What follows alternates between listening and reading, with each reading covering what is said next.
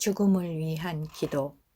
사람들이 죽음을 두려워하는 것은 죽음 그 자체보다도 죽어가는 과정이라고 말합니다. 죽는다는 것은 병들고 고통당하고 남에게 의지하고 외로운 것이기 때문입니다.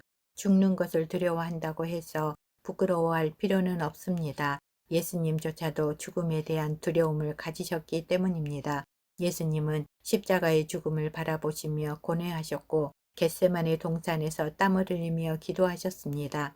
예수님은 이 잔을 내게서 지나가게 하옵소서 라고 기도했습니다. 그러나 기도의 마지막은 내 뜻대로 마시고 아버지의 뜻대로 하옵소서였습니다. 예수님은 십자가의 죽음을 수용했습니다. 사람들은 죽음을 생각하면서 오래 걸리지 말아야 할 텐데 중풍처럼 질질 끄는 질병이 아니라 차라리 심장마비로 곧바로 죽었으면 좋겠는데 라며 자신의 마지막까지 세부적으로 주장하고 싶어 합니다. 그러나 죽음은 하나님의 뜻에 달려 있습니다. 우리는 예수님처럼 나의 뜻을 버리고 언제 어떻게 죽든 하나님의 뜻에 순종해야 합니다. 죽음을 위한 우리의 기도는 죽음을 주장하려는 것이 아니고 하나님의 뜻에 전적으로 순종하려는 데 있는 것입니다. 히브리서에서는 예수님의 겟세마네 기도에 대하여 그는 육체로 계실 때 자기를 죽음에서 능히 구원하실 이에게 심한 통곡과 눈물로 간구와 서원을 올렸고 라고 말씀하고 있습니다.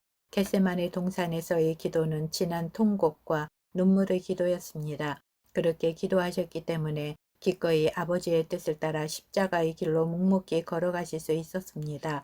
그러나 예수님에게 함께 기도할 것을 요청받았던 베드로는 피곤을 이기지 못하고 예수님께서 기도하시던 동안 내내 잠만 잤습니다. 결국 베드로는 죽음의 두려움을 극복하지 못하고 예언대로 예수님을 부인하고 배반하고 말았습니다.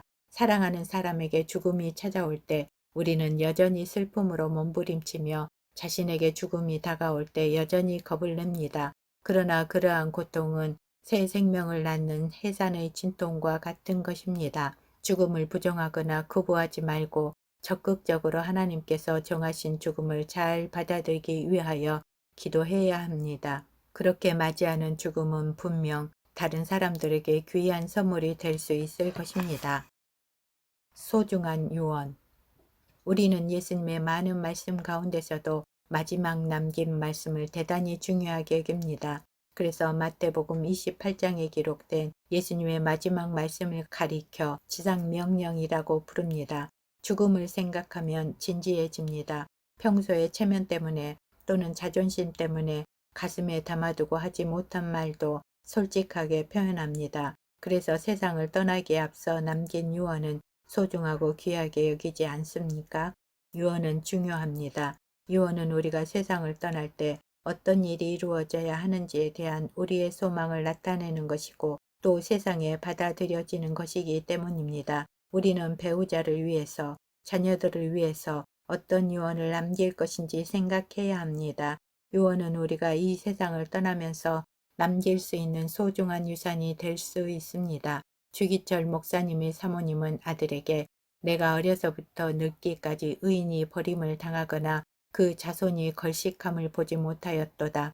저는 종일토록 은혜를 베풀고 꾸어주니 그 자손이 복을 받는도다 라는 말씀을 주시면서 이것이 너에게 주는 유산이다 라고 하시고는 소천하셨다고 합니다. 언젠가 극동방송에 출연한 그 아들이신 주광조 장로님은 어려움이 많았지만 결국 어머니가 남기신 말씀대로 복을 받았다고 간증했습니다.